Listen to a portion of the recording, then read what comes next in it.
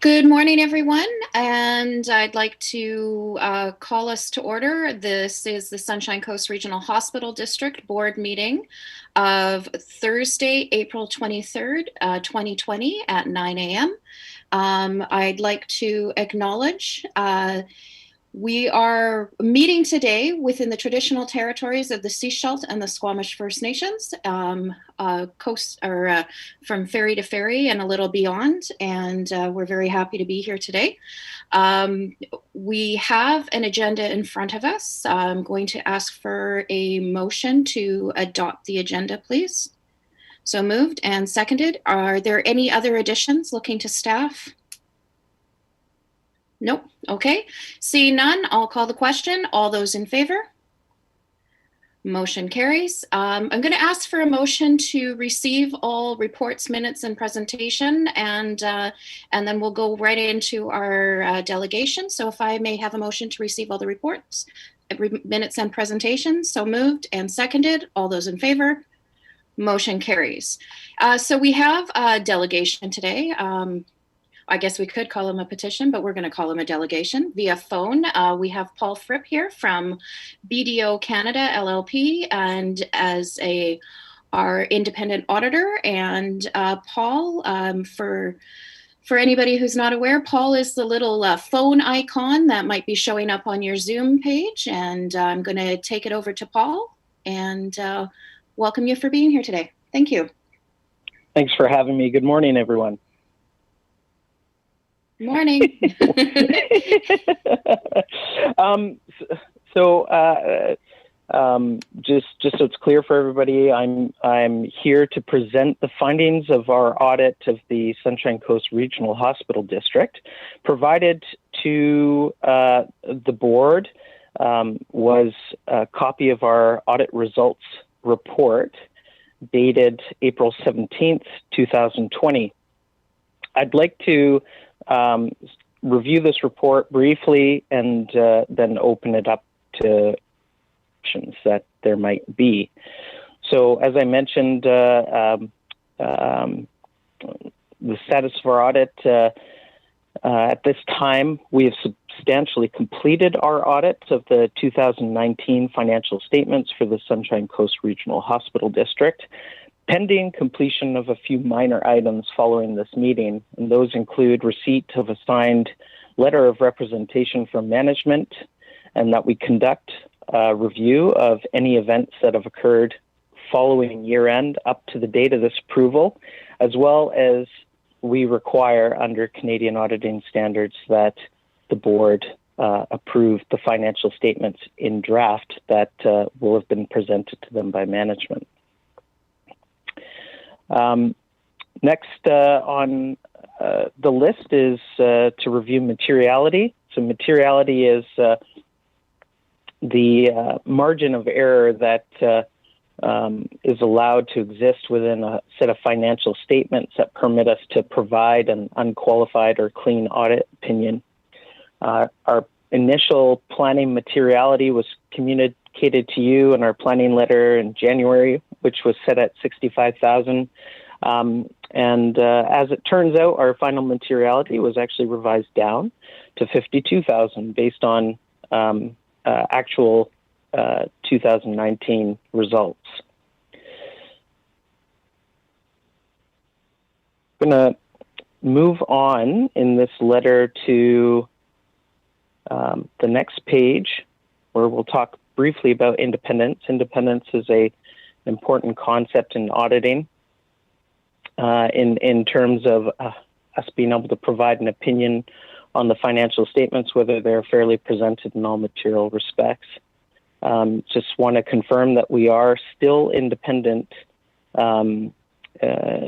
within the confines of applicable standards and rules of professional conduct. During the course of our audit, we did not identify any unadjusted audit differences, and as a result, we also had no adjusted audit differences. And when we conduct our audit, we conduct a risk based approach. We carry out our audit using a risk-based approach. And that means we focus more of our attention on areas that we deem to be more susceptible to misstatement, whether it be by virtue of accounting standards, their complexity or judgment involved, or by virtue of different risks that are present within the organization. We identified two areas of focus in our audit, and those were the risk of management override of internal controls. And I want to highlight that this is a mandatory audit risk under Canadian auditing standards, and it acknowledges that management, by virtue of its position, is able to directly or indirectly manipulate accounting records or circumvent internal controls. To discharge this risk, we examined journal entries recorded throughout the year. We examined adjustments that were processed in the financial statements. We looked for areas of estimation or potential bias throughout our auditing procedures, and we didn't identify anything that we would bring to your attention today. Another area that we've raised in our report is regarding subsequent events, and this specifically relates to COVID-19.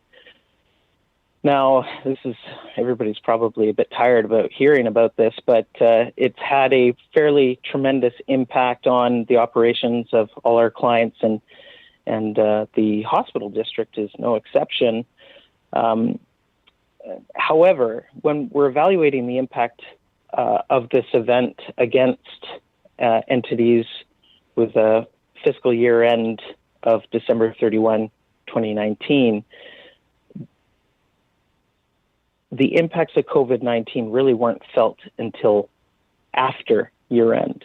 And so our review of the impacts is really narrow to how significant of an impact does this have on the entity, and will it impact the entity's ability to continue into the future?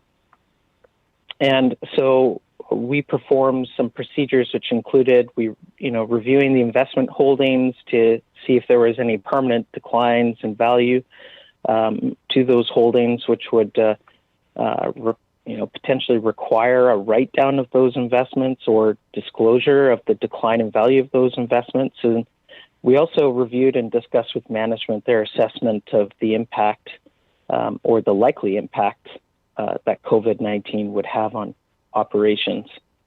As a result, we have recommended note disclosure in the financial statements, which was adopted by management and included in the draft financial statements that was presented.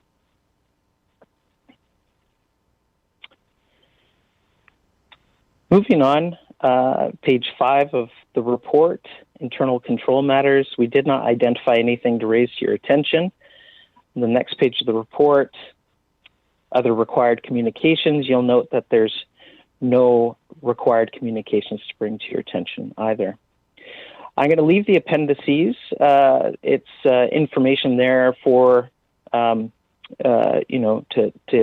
provide a enhanced understanding of our approach, the responsibilities of all the various parties involved, as well as a copy of the representation letter that we'll be requesting management sign on conclusion of the audit. So at this point, I'm going to stop and see if there's any questions from the board. Great. Thank you, Paul. I'm going to look to directors if there's any questions that you have. I'm not seeing any. Oh, Director Hiltz. Hi, thanks, Paul, for the presentation. I guess my question is, as a board member, we get these audits year after year.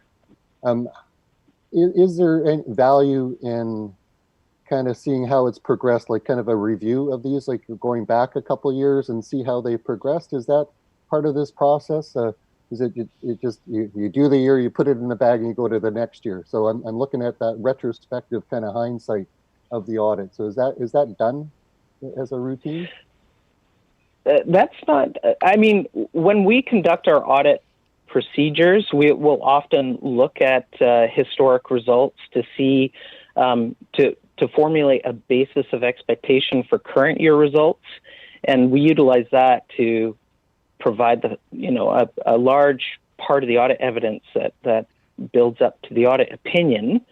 But as a rule, it's not within the scope of the engagement to provide a management analysis, if you will, on the results to date.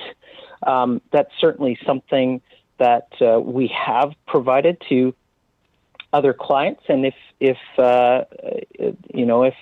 is something that the board would like to see pursued for the hospital district or for the regional district, that's something that we can work with Tina on and pull together maybe through the summer, or even for part of build it into part of next year's audit process. Okay, Director Hiltz, does that take care of your question? Okay. Looking around to other directors, any further questions? Okay. Seeing none. Paul, was there more that you wanted to highlight? No, that's the the nuts and bolts of the results of our audit, and then I'm sure it's part of your standard process, but in order to finalize, we would need a motion from the board to either approve or accept the draft financial statements, and then we would management with our finalization procedures. Yes, and we have that as part of the meeting under the staff report that'll be coming up shortly. Wonderful. Great. Okay. Right. Great. Well, thank you very much, Paul. And will you be staying on the line for the rest of the meeting? And then, of course, we have you for our corporate and administrative services shortly as well. Sure. I'll hang on the line in case anything comes up throughout the conversation. Okay, great. Okay. All right. Thanks. Okay. Okay. Thank you very much. Next up on our agenda, we had the minutes. We have received those, but if I can have a motion to adopt those minutes, please. So moved and seconded. Were there any adjustments that need to be made to those? Okay, seeing none, I'll call the question. All those in favor? Motion carries. Next up is our, or is there any business arising from the minutes or unfinished business? Okay. Reports over to our CFO, Annex C, page 31, and in reference to the audited financial statements. So over to our CFO, Perot, please. Yes, thank you, Chair Pratt. With this particular report, we haven't really included a lot of the financial statements. For this year, the Regional Hospital District did not see a lot of activity, and hence that's why there is actually quite a large operating surplus, and that is just because of the delay with the minor capital again with Vancouver Coastal Health, which we most certainly hope that they can expend those for this particular fiscal. And as a result, some of the other areas that are impacted based on that is such as our portfolio investments are a little bit higher, and that's because we still hold those funds with the investment holdings prior to them being expended, and we anticipate when they require those cash flows. And other than that, tax requisitions have remained quite stable over the last few years. So our debt is for the major capital renewal of the Sechelle Hospital. So that particular debt was taken out in 2007. And so we have still several years for that particular 20-year debenture. And other than that, we have, as the auditors have included a subsequent event note related to COVID-19, and we continue to monitor what potential impacts that could have on the next fiscal. So with that, we have a report included here with the information to be approved by the board. Take any questions if there are any. Okay, great. I'm going to apologize right now because I had a dog catch sight of something and is losing her mind. Over to Director McMillan, please. Okay, it's quieter over here. I have a feeling I may have asked this before, but Page 21, what is other revenue for the regional hospital district? Go ahead, CFO. Those particular amounts are for the sinking fund for the debt. So it's with the Municipal Finance Authority. They place our debenture debt in investment, and so that is recognizing that particular amount. Okay, that takes care of your question. Oh, sorry. Directors, any other questions? Okay. Seeing none, so we've received all the reports, and then unless there's anything else coming from staff or directors, we do have a motion on page 31. We have, as I said, we've received everything, so we just need to ask that the Sunshine Coast Regional Hospital District draft audited financial statements for year ended December 31st, 2019 be approved as presented. So moved and seconded. Any further discussion? Director Ties, did I see your hand up? No, I just noticed with alarm that my hand keeps disappearing. That's okay. Disappearing into the river. Okay. Anything else from staff before we vote on this? No? Okay. So with that, I will call the question. All those in favor? Motion carries. Thank you very much. Anything else before, because we have no communications, motions, bylaws, new business in camera. So the only other thing on our agenda is to adjourn. So Paul, thank you so much for being here with us today. I'm not seeing anything else from staff. So a motion to adjourn, please. So moved and seconded. All those in favor? Motion carries, and I will mute. So, and as we leave and end this. So thank you everyone for being here today, and we will see you in 12 minutes.